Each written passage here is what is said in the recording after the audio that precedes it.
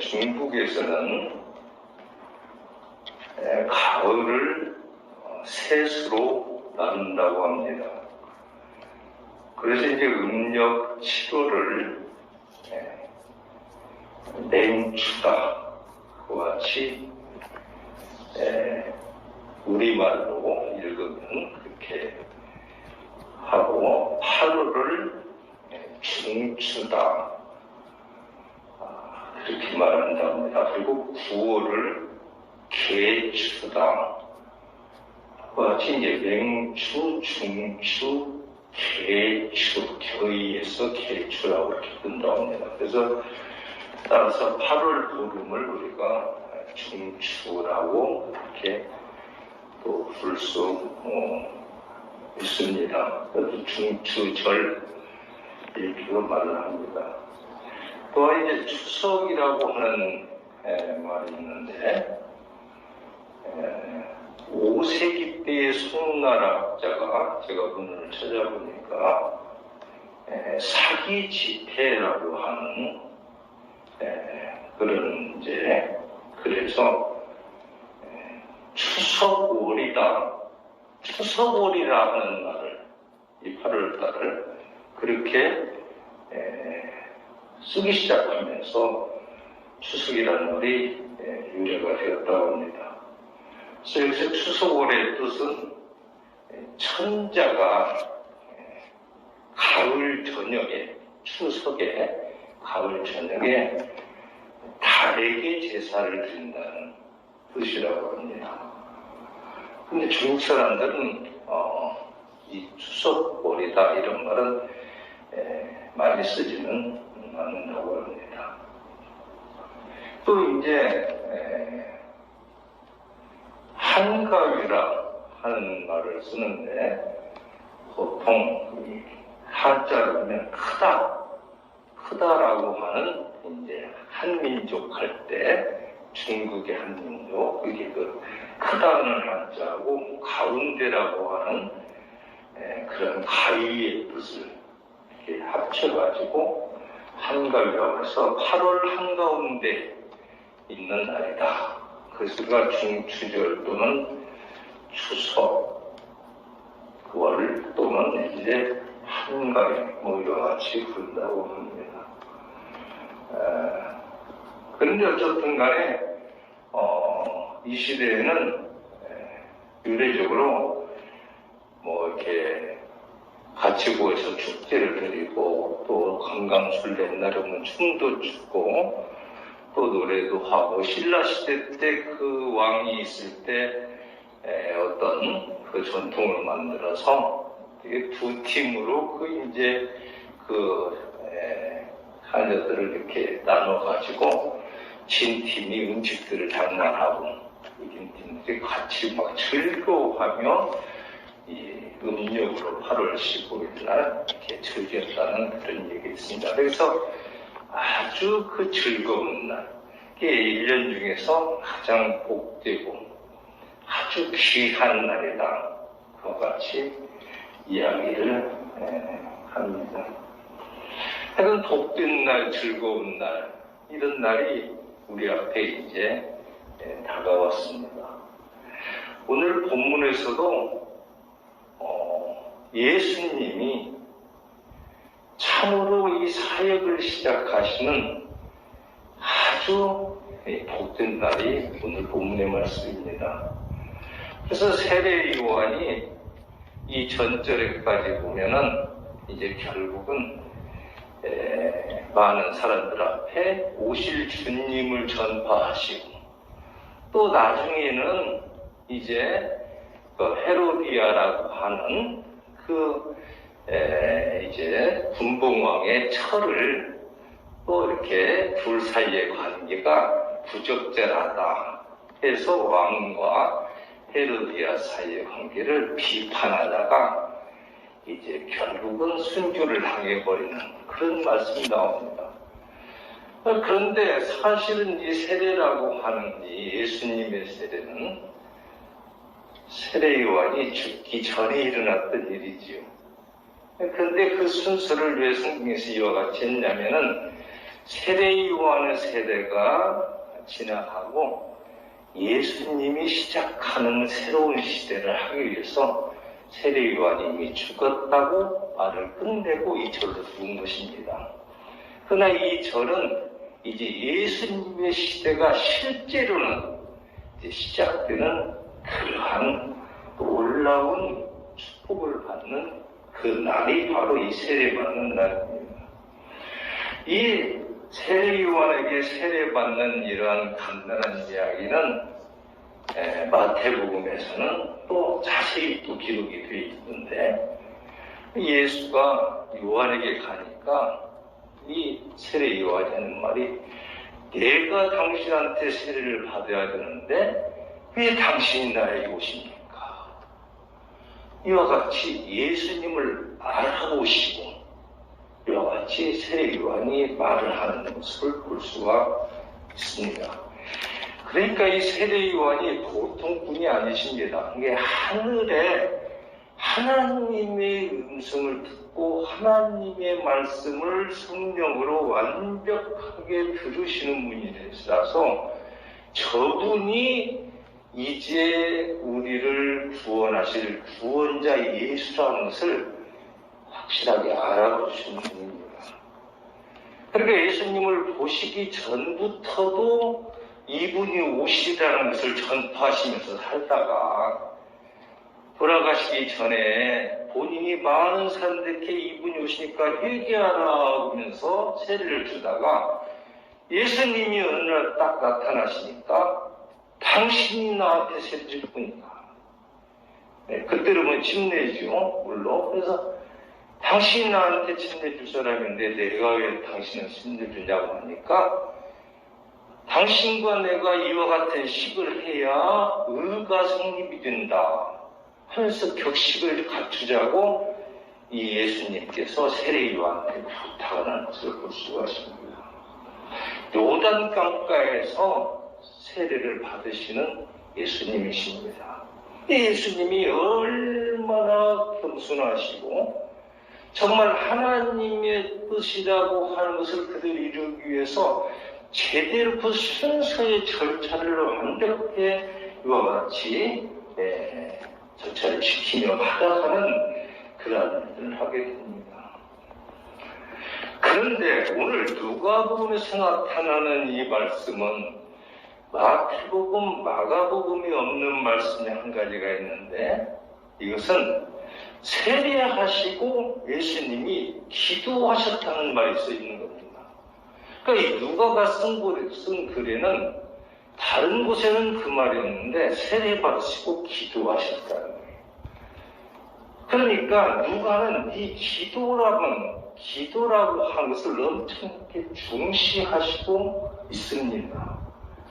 그리스도는 이 말씀대로 하면 세례받으시면서 기도하셨어요. 또 세례받고 기도하신 것입니다. 다른 사람들처럼 우리가 세례받을 때처럼 우리의 죄를 고백하면서 우리는 세례를 받지만, 죄사함을 받기 위해서 받지 않지만, 예수님께서는 죄사함을 받을 일조차 없으신 분입니다. 그런데 그는 세례를 받으시는 겁니다.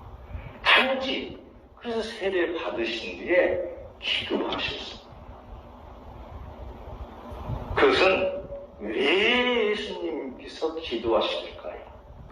왜 우리가 성경에서 나타나는 계속적인 일에서 예수님이 가끔 산에 올라가시면서 기도하실까요?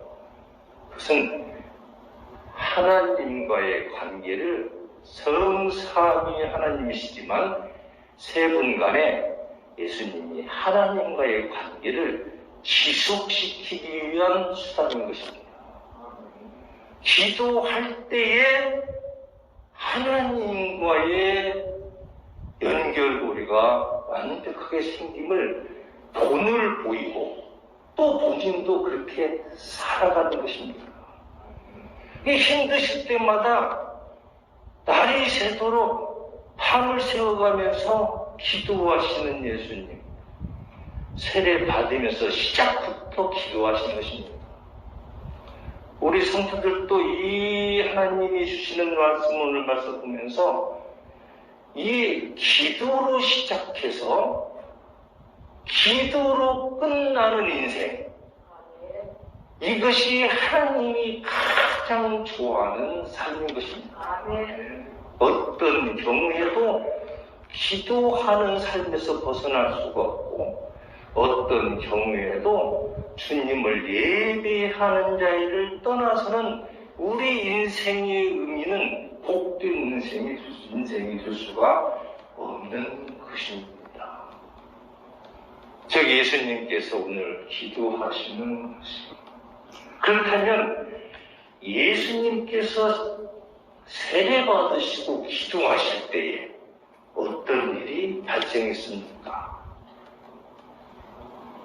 이것은 다시 말하면 하나님이 인간 되신 예수님한테 주신 오늘 본문의 말씀은 예수한테 하나님께서 주신 인간으로 볼 때에, 인간으로 확실하게 볼 때에 100% 인간인 그 예수님, 또 100% 하나님인 예수님, 그걸 우리가 인간의 차원에서 인간으로 볼 때에 오늘 발생하는 일은 하나님이 인간 예수에게 주신 최고의 축복입니다. 마치 오늘 8월 명절이 우리에게 행복과 복을 주는 날로, 또 이와 같이 여름 내내 가을이 올 때까지 많은 이런 복식들을 또 갖고 와서 풍성한 계절에 그걸 가지고 같이 잔치하며 즐거워하며 또 이와 같이 지내는, 또 같이 많은 사람이 모여서 행복을 나누는 그런 복된 날 것처럼 오늘의 본문 말씀은 하나님이 인간에게 주신 최고의 축복이 일어나는 일인 것입니다. 따라서 우리는 본문을 통해서 하나님의 본문을 통해서 하나님이 주시는 말씀을 통해서 우리가 이 세상을 살아가는데 어떻게 살아가야 하느냐 하는 것을 깨닫는 것이 주님이 원하는 뜻인 것입니다. 예수님이 세례를 받으셨다. 예수님이 하늘이 열리고 그 다음에 성령이 비둘기처럼 내려오셨고 하늘에서 큰 소리가 나서 사랑하는 내 아들이라 라고 선포하는 그런 일이 있었다라고 하는 것을 알고 지나는 것이 주님의 뜻이 아니고, 주님은 그러면 우리가 무엇을 깨달으라는 것이냐는 겁니다. 그것은 이것이 바로 이 사건은 하나님이 인간에게 주실 수 있는, 예수님을 우리들의 전체를 대표해서 주신 최고의 축복의 사건인 것입니다. 물론 십자가의 그 고난이 최고의 축복이라고도 할 수 있겠지만 그건 신과 친으로서 하나님이 신의 역할을 하면서 사람의 죄를 대신해서 다 사해 주시는 그런 개인적인 축복이라고 본다면 우리가 모두 십자가에 달려서 죽을 수는 없으나 이 주님이 주시는 축복은 어떤 것인가를 본문을 통해서 우리가 영적으로 깨닫는 귀한 시간이 되면은 하늘문이 열리기 시작하는 것입니다. 기도할 때 어떤 일이 발생했을 때 첫 번째로 본문 말씀 그대로 하늘이 열렸습니다. 귀 있는 자는 들으라고 말씀하신 것처럼 하늘이 열리는 여러분과 제가 되기를 바랍니다. 어떠한 어려움과 고통 속에서도 하늘문이 열리면 해결됩니다. 오늘 본문의 21절에서 보면 백성이 다 세례를 받을세. 모든 백성들이 세례를 받았다는 거예요. 그것은 전 백성이 다 받았다는 것이 아니라 그 자리에 왔던 많은 사람들은 이 세례 요한을 보러 온 사람들은 전부 세례를 그제서 다 받았다는 겁니다. 그럴 때 예수님도 세례를 받으시고 기도하실 때에 하늘이 열리며 그렇게 말씀하십니다. 열리며라는 이 말이 헬라어로 보면 이 원형이 아노이고라고 되었습니다. 이 아노이고라고 하는 그런 동사의 부정사형을 지금 쓰고 있는데, 이 아노이고라는 말을 쓸 때는 하나님의 초자연적인 역사를 보여주면서 열렸다는 말을 할 때에 쓰는 말이 아노이고입니다. 그러니까 초자연적인 역사가 이 시간에 나타나는 것입니다.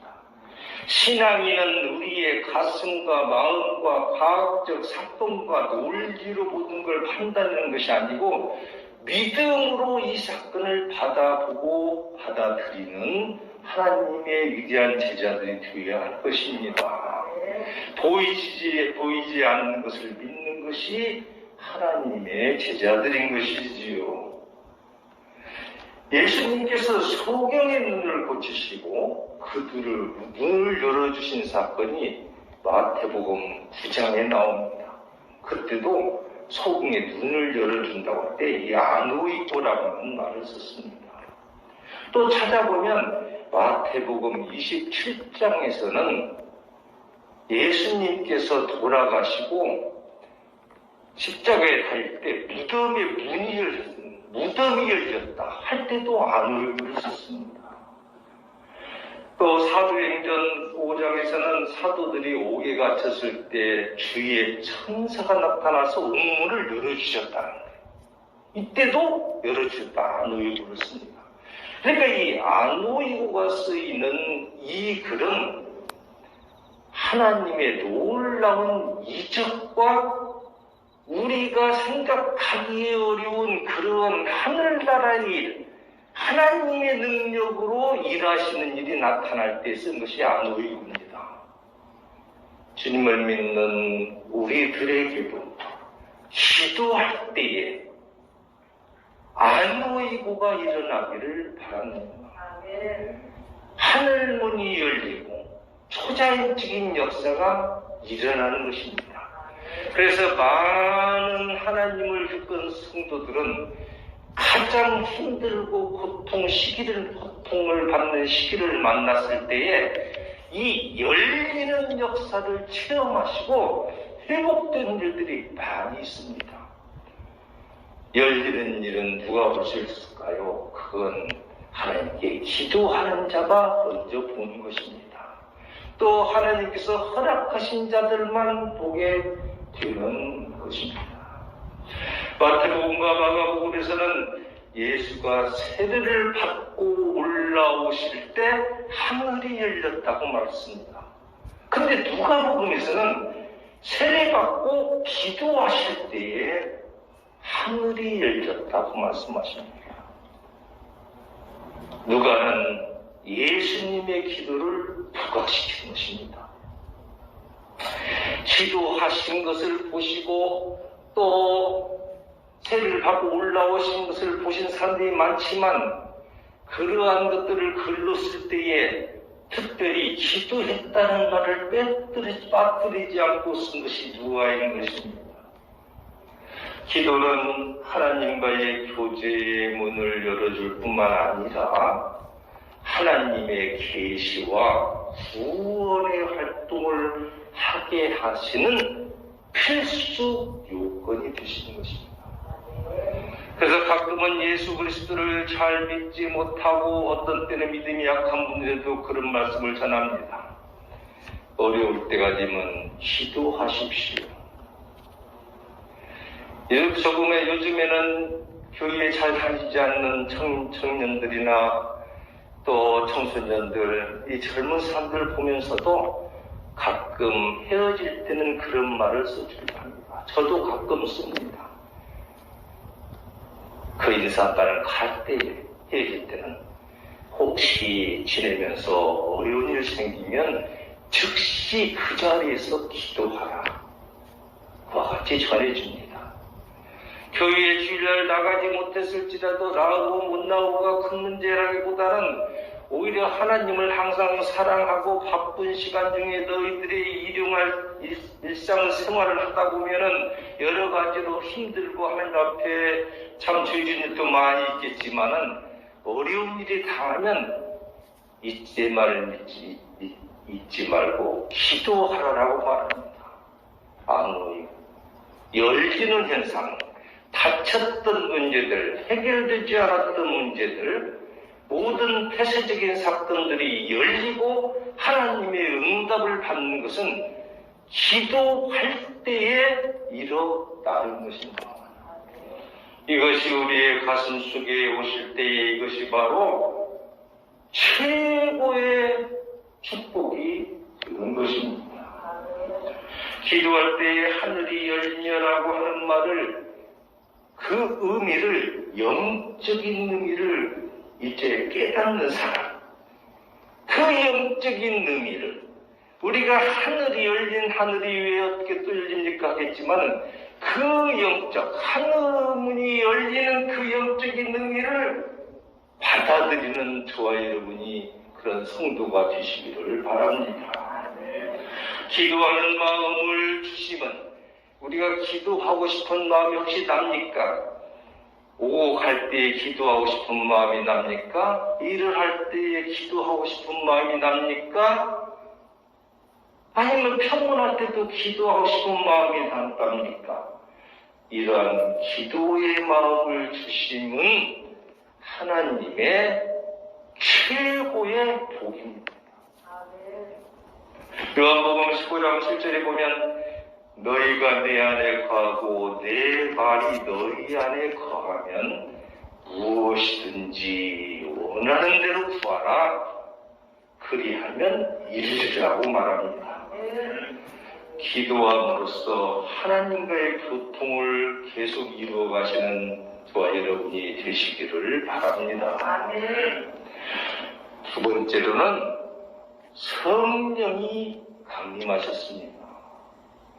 22절의 첫 부분을 보면은 성령이 비둘기 같은 형체로 그의 위에 강림하시더니 그랬어요. 그의 예수님의 위에 강림하시더니 그렇게 말합니다. 성령님이 비둘기 같은 형체를 가지고 강림하셨다고 말씀하십니다. 형체에 해당하는 그 원문을 보면 소마티코 에이데이라고 써 있는데, 이런 것은 눈으로 볼 수 있는 모습의 가시적인 형체라는 의미를 분명히 원어로 쓰고 있습니다. 가시적인 그러한 눈으로 볼 수 있는 모습의 이 비둘기 같은 모습에 성령이 임했다고 본문은 그냥 그렇게 적혀 있는 것입니다. 누가라고 하는 이 의사, 이 저자는 예수님 위에 임하신 성령이 목격자들에게 보이는 실제적인 것이었음을 말해주고 있습니다.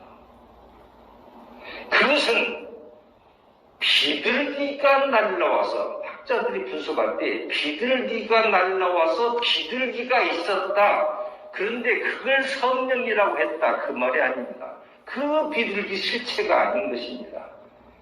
성령이 내려오셨는데 비둘기 모양처럼 보였다는 거예요. 목격자들에게 보였다는 것입니다. 예수님은 인류 역사상에 처음으로 따라서 그날 성령을 처음으로 받는 것이 성령 세례입니다. 그러니까 인류 역사상 처음으로 물 세례와 성령 세례를 받으신 분입니다. 하나님의 아들이시면서 성령 세례를, 이와 같이 물 세례를 우리에게 본으로 받는 것을 우리에게 말씀해 주시고 있는 것입니다. 사도행전에서 보면 120명의 이 성도들이 기도할 때에 오순절에 나타나신 그 성령님은 불의 혀처럼 갈라져 가지고 사람들에게 보였다고 사도행전 2장 3절에서 말씀하고 있습니다. 불의 혀처럼 보이기 시작한다는 것입니다. 물론 요즘에는 기도하다가 또는 하나님의 성령의 역사로 환상을 보기도 하고 또 꿈을 꾸기도 하고 예언도 할 수도 있고 그건 말씀을 보면 다 할 수 있는 걸로 되었습니다. 그런데 이 시대에 하나님의 놀라운 능력은 여러 사람에게도 이와 같이 불의 혀처럼 보이게 하시고 비둘기처럼 성령이 내려오셨다는 거예요. 하나를 믿어야 되면 다른 것을 믿어야 되고 하나를 믿지 않으면 다른 걸 믿지 않아야 됩니다. 비둘기처럼 내려오신 성령을 믿지 않으면 불의 혀처럼 갈라진 오순절의 역사도 믿지 않아야 되는 것입니다. 그러나 믿는 자에게는 여러분이 우리가 하나님의 놀라운 능력을 믿는 자들은 이와 같은 역사, 보이는 역사를 믿으시는 저와 여러분이 되기를 바랍니다. 따라서 오늘 창세기 18장 14절에서도 본 일 있는 말씀처럼 여호와께 창세기 18장 14절 말씀 여호와께 능치 못한 일이 있겠느냐. 이러한 놀라운 성령의 놀라운 역사가 나타난다는 것입니다. 성령이 형체로 나타나서 비둘기가 같이 그분이 임했다. 우리 주 예수님은 이제 이전보다도 더 성령 충만함을 받으시고 사람들이 보기에는 물과 성령 세례를 처음으로 같이 받는 날이었지만 결국 예언자적 직능을 확신히 갖추신 분으로 증거를 남다트는 놀라운 일이 이날 일어나고 있었던 것입니다. 그리스도는 또한 이런 일들을 통해서 어떠한 자격을 갖추었느냐. 삼위일체 교리, 성부, 성자, 성령, 삼위일체 교리를 신앙으로 하나님의 아들이지만 자기의 입으로 고백할 수 있는 자격을 확실히 갖추신 것입니다. 모든 증거를 남기시고 그리고 세례식의 그 쓴 문을 직접 선포하신 분인 것입니다. 따라서 마태복음 28장 19절에 보면 예수님의 말씀이 이렇게 말씀하십니다. 그러므로 너희는 가서 모든 민족을 제자로 삼아 라고 말합니다. 아버지와 아들과 성령의 이름으로 세례를 베풀고 그래서 우리는 이제 물로만 세례를 받지만 그러나 선포할 때는 아버지와 아들과 성령의 이름으로 세례 주더라. 저와 여러분도 아버지의 이름으로 또 아들의 이름으로 성령으로 세례를 받은 사람들입니다.